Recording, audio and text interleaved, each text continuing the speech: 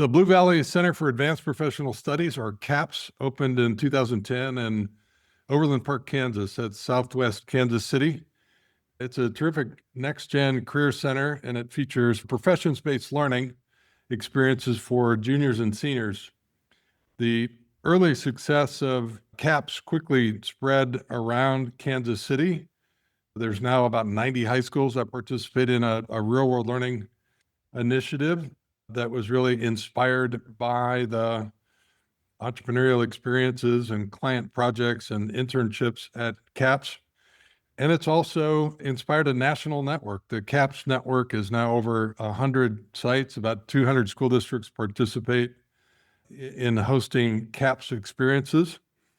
I'm Tom Vander Ark, and you're listening to the Getting Smart podcast. And today we're talking about professions-based learning, more broadly, career-connected learning, as they say in Kansas City, real-world learning.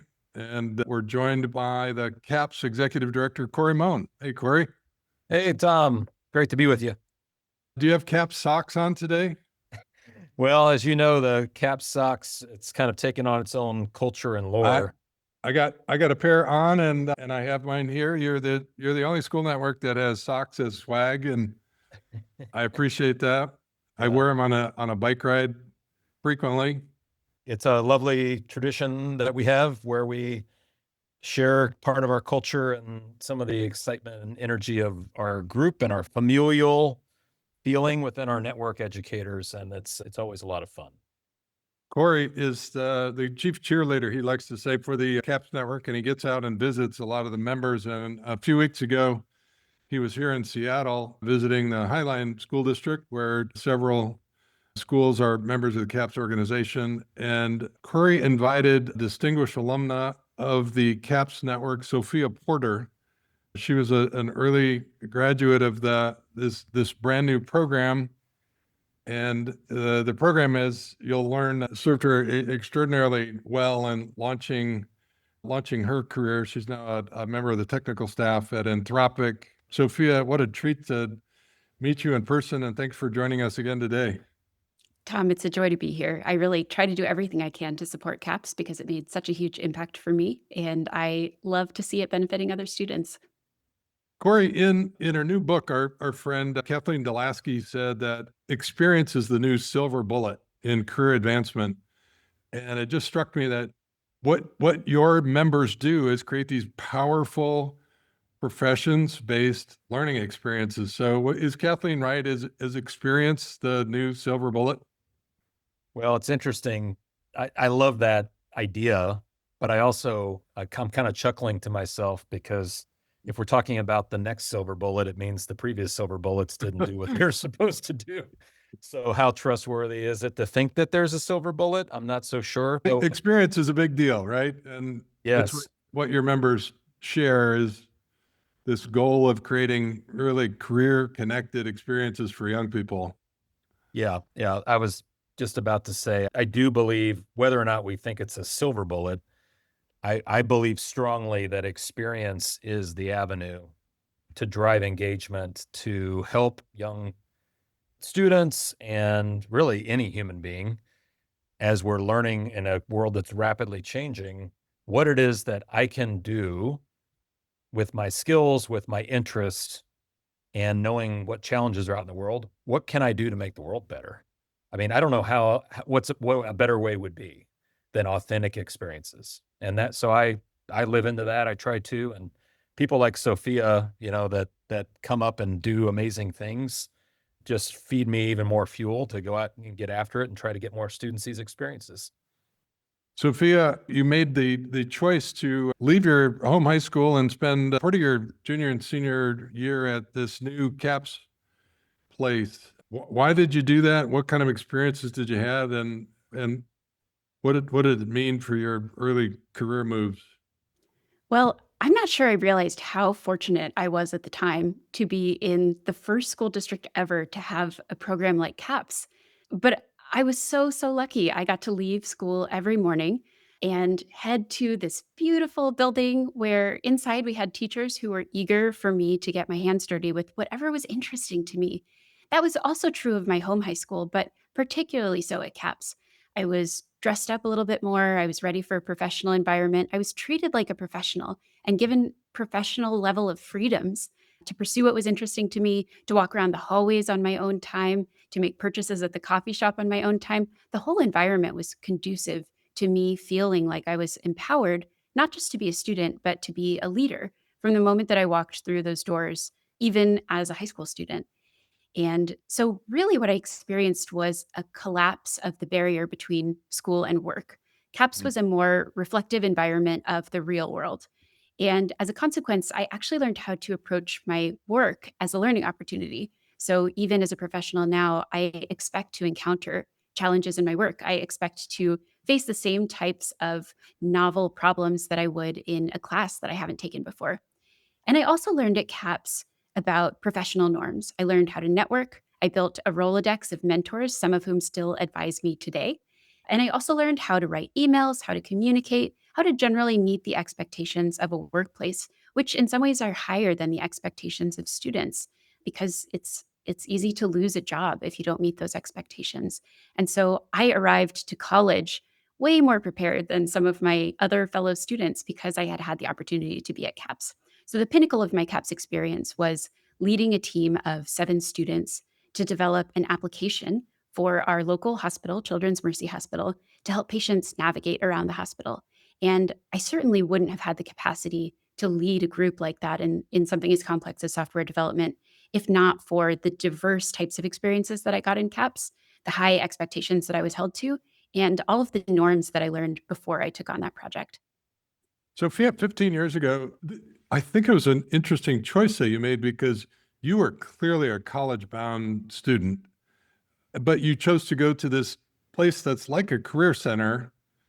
How did were your parents okay with that choice? And it's one of the remarkable things about CAPS that it was one of the first places to sort of break the old college-bound versus career and technical education. It said, we're going to invite kids into work-based learning, professions-based learning. And yes, college is a viable next step, but was that a tough choice? Did your parents support that? My parents were immediately supportive, although I was fortunate to have parents who were generally supportive of anything that interested me. But I viewed CAPS as being perfectly harmonious with my aspirations to go to college. I don't think there was anything different about them. And even if I had spent more of my time at CAPS doing technical or manual work that's not traditionally studied in universities, I still think I would have been better prepared. My first job was working in rocket engine test operations. And I worked with a ton of technical staff, and they were so much more knowledgeable than I was. Many of them had 20 or 30 years on the job. And so, if I hadn't had the experience of working in a professional environment, I might have come in with some arrogance because of my college education or thinking that, I knew more about the environment that they did. But on the contrary, I was able to walk in and sincerely appreciate all of the experience that they had built up because I had the context of knowing that we learn lessons in the real world that we can't always learn in the classroom. But you weren't in the rocket science pathway at CAP. So what kind of experiences did you have there? Or was it in digital arts? Remind me of what kind of things you did there? It might be faster to explain what I didn't do while I was at CAPS. That's actually always been my MO. I think of myself as a generalist, and as specialized as rocket engines sound, I think that succeeding in them actually requires adherence to the same types of principles that bring us success in the CAPS environment. That's showing up on time, that's being trustworthy and reliable, that's, being ambitious and curious. And those are qualities that CAPS seeks to draw out of students. So no, it was actually quite easy for me to land in that environment because of the hands-on experiences that I had at CAPS. And to be honest with you, a lot of what I learned in the classroom at college didn't apply one-to-one. I learned more critical thinking skills, I learned other types of skills, but I certainly wasn't drawing on my undergraduate degree probably as much as I was drawing on my CAPS education. I might jump in there just because one thing Yeah. I remember about Sophia, her senior year, is I found her more often in classrooms that she wasn't a student in than in the ones that she was. And, she in some ways pushed the envelope of our willingness to allow for the flexibility and freedom. But to her credit, she took full advantage of it. There's a unique philosophy among CAPS teachers also. The fact that they were willing to let me do that in the first place, the fact that they recognized the value in not saying no to a student request that was unconventional just because they could say no. I felt so privileged that I was inspired to meet higher standards because I was allowed the freedoms to choose. So I think CAPS helped me to aspire to follow my passions and learn things that I was interested about. And because we were in an academic environment, the learning was right at my fingertips.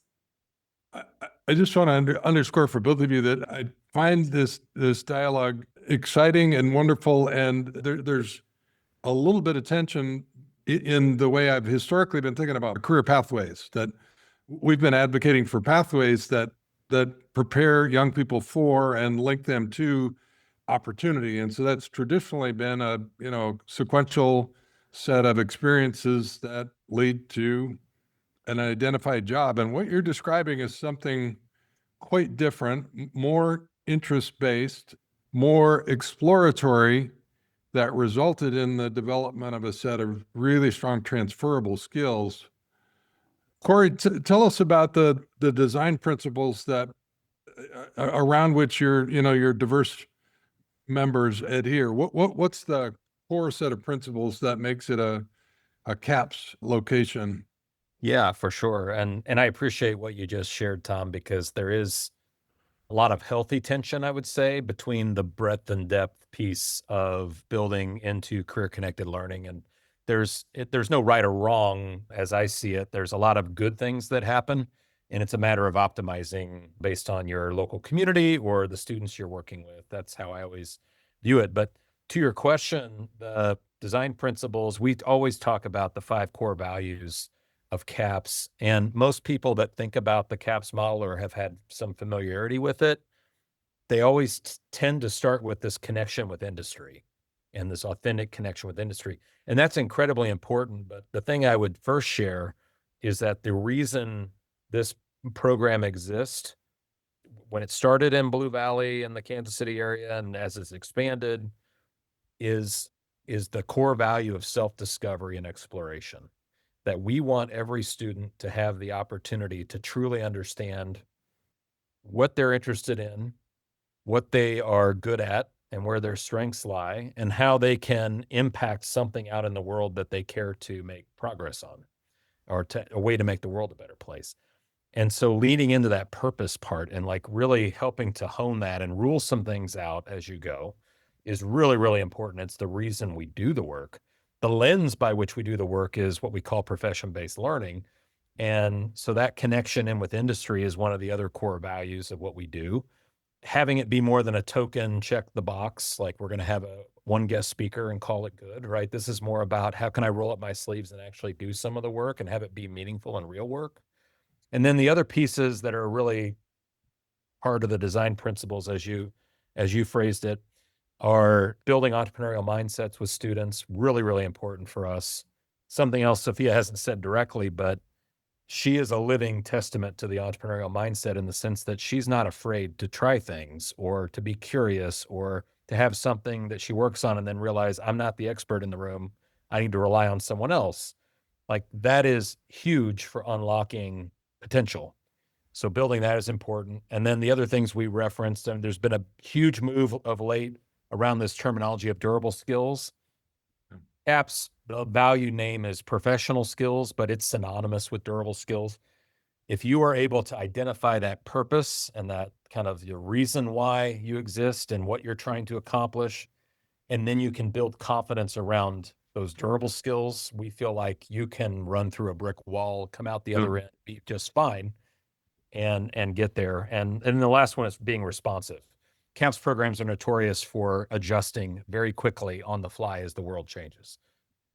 Sophia, you seem really well equipped to make good career choices. You've vaulted into some of the cutting edge technology jobs, and after Blue Origin, you identified and created a place at Anthropic doing AI safety. And I don't know, say a little bit about those career choices. How did CAPS prepare you to spot these sort of leading edge companies, leading edge jobs, and secure a spot for yourself? It's a great question, Tom. And, especially as I work with high school and college students, they're often worried about their choices. What if I choose the wrong job? What if I choose the wrong school?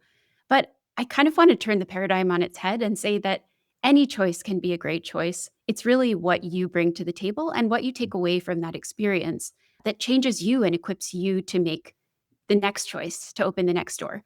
So I think right now, and in my experience, the traditional notion of linear career pathways is just becoming obsolete. People don't spend their entire career at a company. I think individuals benefit from that. And I also think companies benefit from that because they have so many more diverse sets of perspectives and expertise in the room. So, just to talk through my career pathway a little bit, while I was at CAPS, I started in medicine.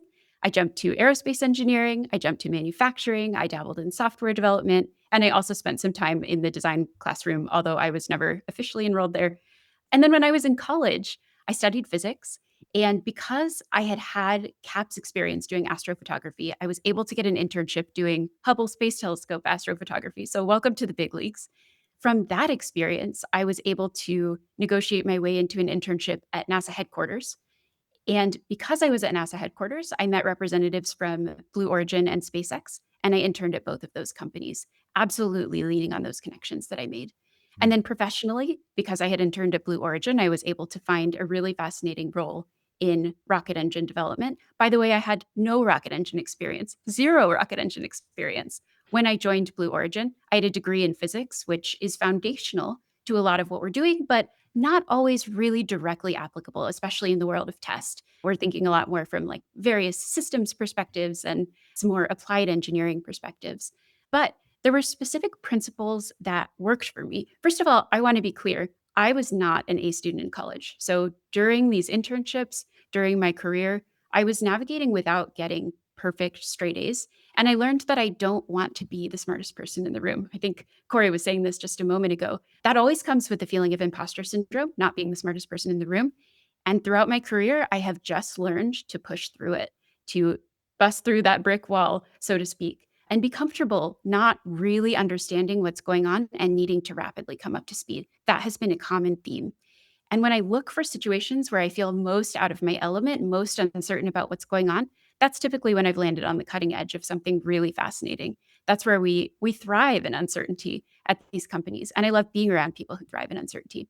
So the principles that work for me are those professional skills, showing up on time, following through, using professional language, knowing how to communicate in professional ways, being a good teammate, building a network of people who I care about as human beings, not just as colleagues, and also resonating with the mission. I'm always going to do my best work when I am personally aligned with what I'm doing, when I believe that it's important for the world, and when I'm learning and being challenged. And finally, all of that flows into integrating my life with my work. So I wake up, I maybe do a personal activity, I do a little bit of work, maybe I make myself some lunch or do the laundry when I'm working from home. Work and personal life are integrated not only in the scheduling, but also in my identity and how I choose to make an impact and in what I care about. It's so much more comfortable for me to identify with the work and have that be part of my life and also feel like I'm living while I'm at work and really enjoy what I'm doing. I talk to a lot of students who are very worried about the next decision they're going to make. If I don't get this job, I'm a failure. If I don't go to this university, I'm a failure. If I don't study at college, how am I fulfilling my potential? And there are just not standard paths anymore. I work with people who don't have a college education and who are working alongside people who do. It just doesn't matter. It's about what else you bring to the table. There are many ways to learn things that don't involve traditional career pathways. And so I always advise students, no matter what class you're in, no matter what job you take, learn how to break down complex problems, learn how to collaborate across various disciplines, and in the process, learn about those multiple disciplines.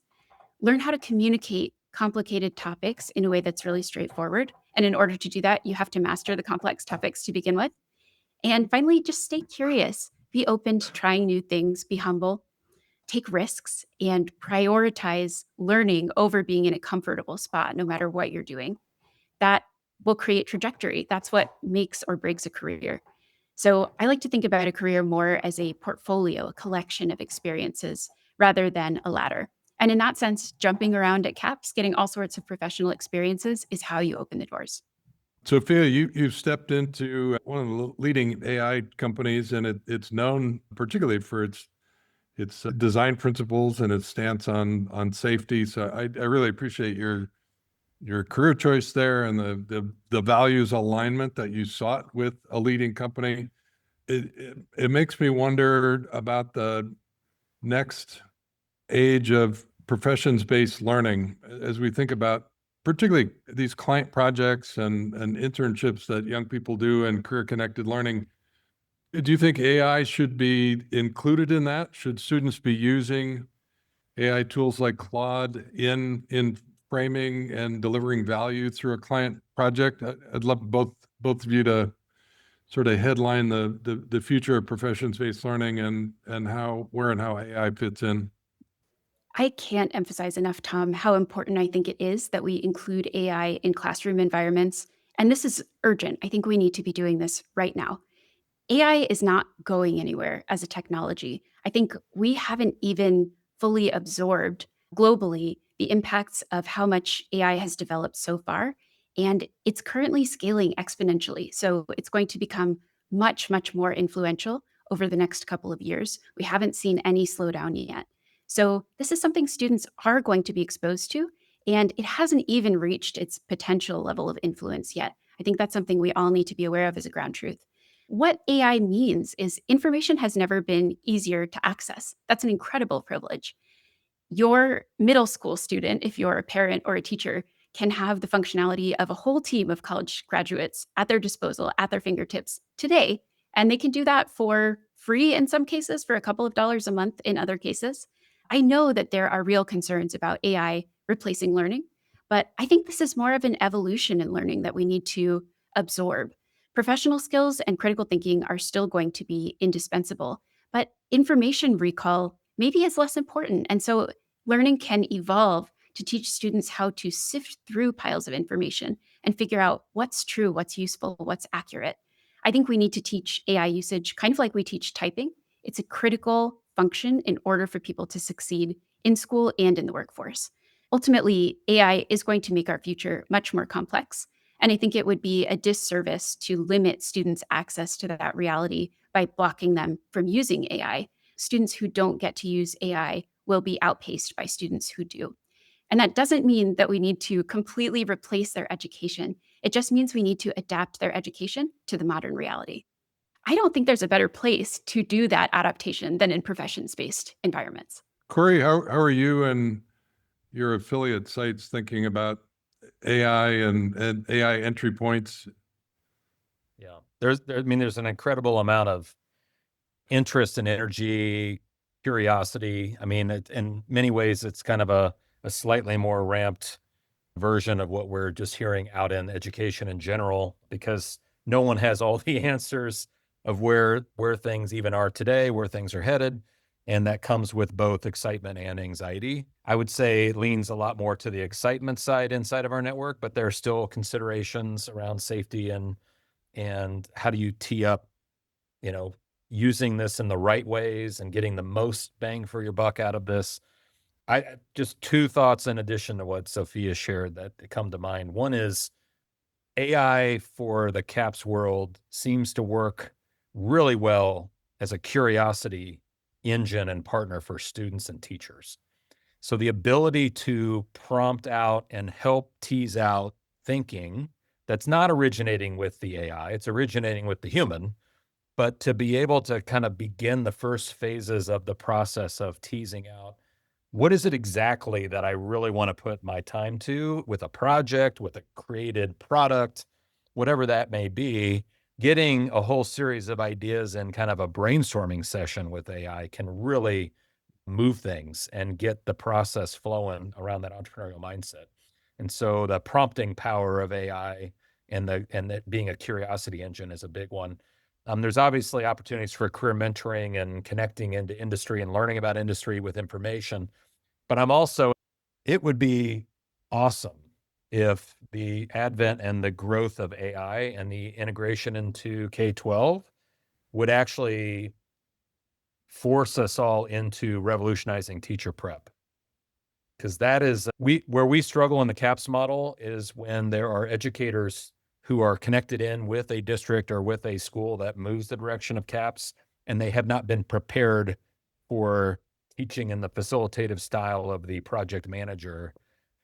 Sophia, I've mentioned it already, but I think we both really appreciate Anthropic's approach to developing AI tools. We had an inspiring and worrisome dialogue about some of the AI risk factors that are being developed right alongside all the extraordinary possibilities of AI.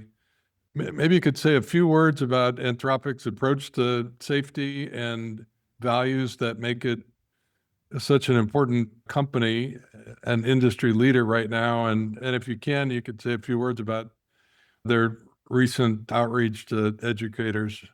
Absolutely. It's Anthropic's approach to safety, mindset around safety, that attracted me to the company in the first place.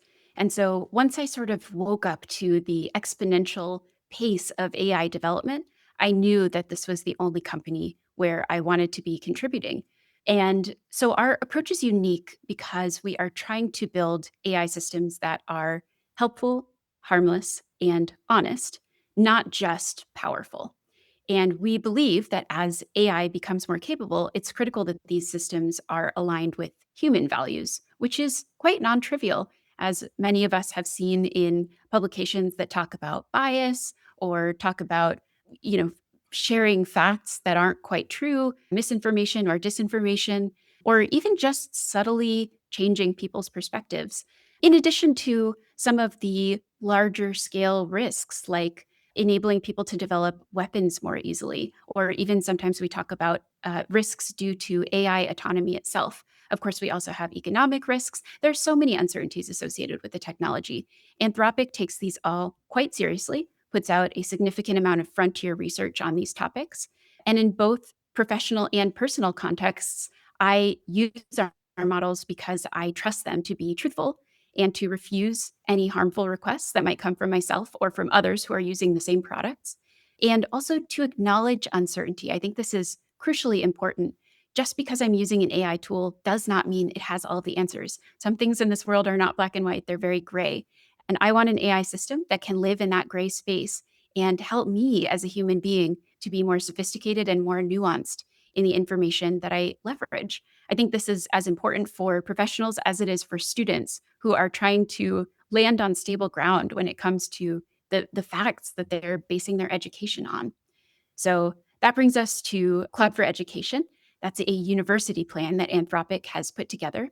And for students, it's primarily tuned to help them apply the Socratic method to interrogate information. It's not giving them the answers, it's teaching them how to use AI tools to find their own answers. And it's driving critical thinking and student accountability for the work that they put together, which is precisely the same as what I do in the workforce. I am ultimately responsible for my work products, even if AI helps me to build them. If I copy and paste something that was wrong, nobody is going to accept when I blame the AI model. It's really my responsibility. So I think we need to be teaching that to students. And Cloud for Education is a tool that makes that possible. That's currently something offered to college students.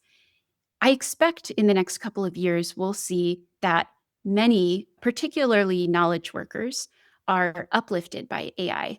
And that includes the job that I'm doing in AI safety. So I will potentially have a greater output. I might have the output of multiple people, of a team, because AI will be providing me information and helping me to work more quickly. It can draft documents, it can help me find templates. But at the end of the day, it will be uplifting me because I'm the one who's accountable for that work. So I hope that I'm more productive, that I make greater leaps in the AI safety work that I'm doing. And ultimately, I hope that these economic changes actually lead to a world of greater abundance, where because we are all being more productive, we're also producing things, hopefully in ways that are friendly for the climate, in ways that are sensitive to other conflicts around the world right now, maybe even more sensitive because AI can help us operate in those gray spaces. And this is something that Anthropic takes very seriously. It's one of the reasons that I'm quite proud to be representing this company and doing this work. You've been listening to some great advice from Sophia Porter. She's a member of the technical team at Anthropic. You can learn more about the Cloud for Education that she mentioned at anthropic.com/education. Corey, one of the greatest things you've ever done for me is introduce me to Sophia. What a treat to have you both on today. Corey, take us out with a tweet length some words of advice for ed leaders that want to advance professions-based learning at their school or in their district. What should they do next? Make a move. There's 3 words. It doesn't have to be the full vision of where you think you can go or where others are. It's about making moves and not waiting to make moves, because guess what?